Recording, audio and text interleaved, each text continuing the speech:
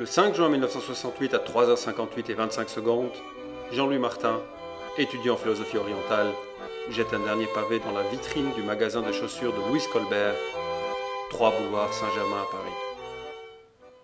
À la même seconde, à l'hôtel ambassadeur de Los Angeles, le sénateur Robert Kennedy s'apprête à fêter sa victoire aux élections primaires de Californie. Au même instant, à la clinique de Valère à Sion, rue Préfleury 16, naît Ariane Moix, dans un cri libérateur et retentissant. Le père d'Ariane, Gérard Moix, se tourne vers sa femme Marie-Rose et s'écrie « Mais quel beau garçon nous avons là !» Gérard Moix aime les épinards à la farine, faire la sieste, les sudoku, Marie-Rose. Gérard Moix n'aime pas les chemins plus hauts que les rhodos, rater la sieste, les vaches non érinçades. La mère d'Ariane, Marie-Rose Moix née Moix, se retourne vers Gérard et réplique « Mais c'est une fille » et décida de l'appeler Ariane pour que son mari ne perde plus le fil.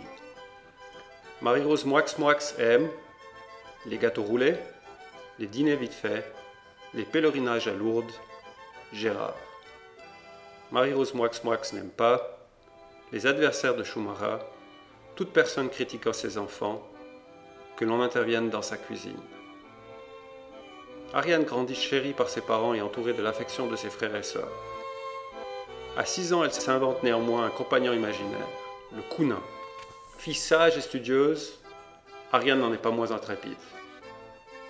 Après avoir pratiqué l'inhalation de mercurochrome et exercé assidûment le saut du coussin dans sa chambre sur son lit, elle commence une carrière internationale de gymnastique.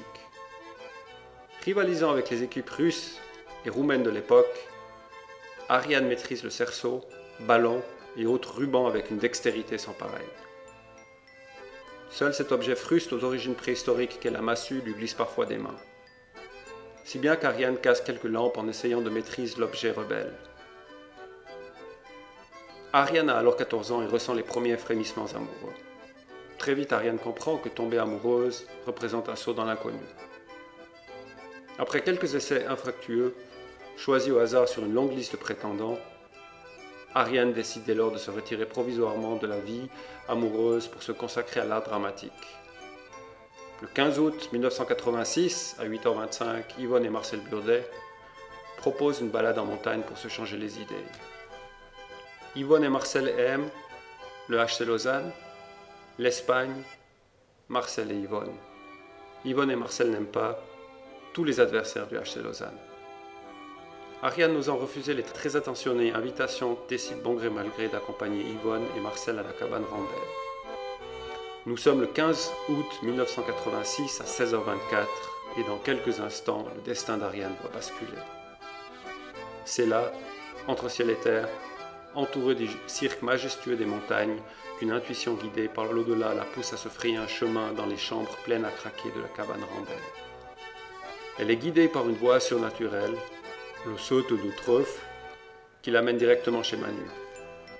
Manu aime l'abricotine, Christophe Darbelay, Ariane. Manu n'aime pas le service militaire, les repas froids, les cravates. Dès lors, tout s'accélère dans la vie d'Ariane et les deux tourtereaux décident bien vite de partir pour leurs premières vacances communes à bord d'un des bolides de Manu. Ariane et Manu décident de camper comme Ariane l'a promis à Marie-Rose et Gérard. Ils dorment dans des compartiments séparés. La passion grandit, l'amour s'affirme et bientôt le carillon résonne à Grémisois. Ariane, devenue Binder, se transforme peu à peu en femme aimante et en parfaite hôtesse.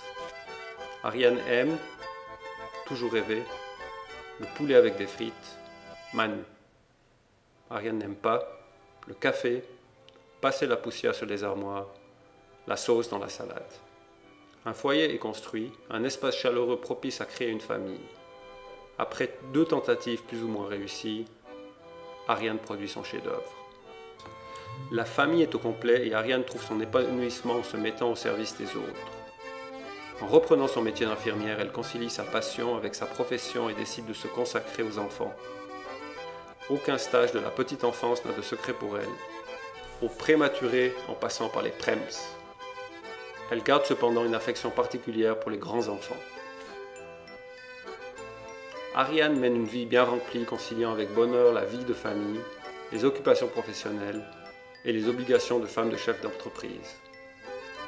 De temps en temps, cependant, la charge est lourde et quelque peu étriquée. Mais Ariane sait se ressourcer en prenant un grand bol d'air ou en profitant de sa piscine avec vue panoramique sur la Pierre à Voie. Elle en profite pour faire des escapades dans des pays lointains et exotiques où elle apprécie la vie de princesse, les délassements dans des atmosphères chaudes et humides, et même la culture locale. Bref, Ariane croque la vie à pleines dents. Mais elle reste toujours fidèle à elle-même et à ceux qu'elle a toujours été. Une maman modèle, une femme aimante, une fille chérie, une sœur agréable, une tante attentive, une amie fidèle. Et en plus, elle croit toujours au Père Noël.